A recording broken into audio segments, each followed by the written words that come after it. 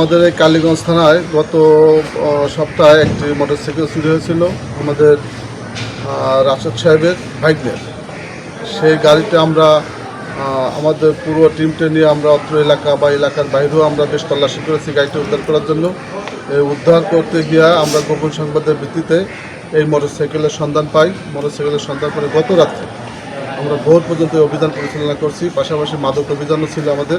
এই অভিযান পরিচালনা করে নিমতলা থেকে আমরা নিমতলা বাস স্ট্যান্ড থেকে আমরা যে বিশ্বজিতের নিকট থেকে আমরা দুইটা, তার গ্যারেজ আছে, গ্যারেজ থেকে আমরা তার স্বীকারোক্তি মোতাবেক দুইটা গাড়ি উদ্ধার করেছি। নারকেলবাড়িয়া থেকে ওই আসামি স্বীকারোক্তি মোতাবেক নারকেলবাড়িয়া থেকে আবদুল্লাহর গ্যারেজ থেকে আমরা আরও দুইটা গাড়ি উদ্ধার করেছি। গাজীর বাজার থেকে আমরা আরও একটি মোটরসাইকেল সোবান নামের, তার কাছ থেকে একটা মোটরসাইকেল উদ্ধার করেছি। টোটাল পাঁচটি চোরাই মোটরসাইকেল উদ্ধার করেছি। উদ্ধার করার সময় তাদের কাছে আমরা জিজ্ঞাসাবাদ করেছি, তারা কার কাছ থেকে কিনছে ঠিকানা দিতে পারে নাই, বৈধ কোনো কাগজপত্র দেখাইতে পারে নাই, কোনো প্রশ্নের জবাব দিতে পারে নাই। পুরো 5টি গাড়ি চোরাই বিভিন্ন জায়গা থেকে চুরি করে আনিয়া তাদের সহযোগিতা এরা বিক্রয় করে। এই চোরের সিন্ডিকেট আছে আরও অনেকে, আমরা তাদেরও শনাক্ত করে গ্রেপ্তার করার চেষ্টা করতেছি। টোটাল আমরা 5টি মোটরসাইকেল উদ্ধার করেছি এবং এই উদ্ধারকৃত মোটরসাইকেলের অভিযান এবং মাদক অভিযান চলমান আছে। ইনশাআল্লাহ এই কালীগঞ্জ থানা এলাকায় কোনো চোরাই মোটরসাইকেল চুরি হবে না, চোরাই মোটরসাইকেল কোনো রকমের চালাইতে দেবো না।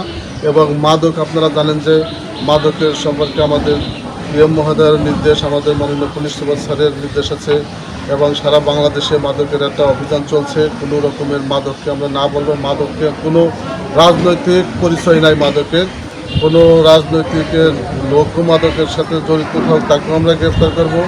এখন আমরা মাদকের পিছনে সোচ্চার হয়েছি, পুরো কালীগঞ্জের থানার টিম এখন মাদক অভিযানে আমরা তৎপরতা আছে। আপনারা জানেন বেশ কিছু মাদকও আমরা উদ্ধার করেছি। তাদেরকে আমরা জিজ্ঞাসাবাদ করলে তারা বৈধ কোনো কাগজপত্র দেখাতে পারে নাই এবং কার কাছ থেকে কিনছে সেই ম্যানকে হাজির করতে বলে জমক, কিন্তু আসলে সে একজন চোর। সে চোরের চারা চুরি করে নিয়ে এসে এদের কাছে দিলে এরা বিক্রি করে, একটা সংঘবদ্ধ চোর, বিভিন্ন জায়গা বিক্রি, সংঘবদ্ধ একটা চোর চাকর।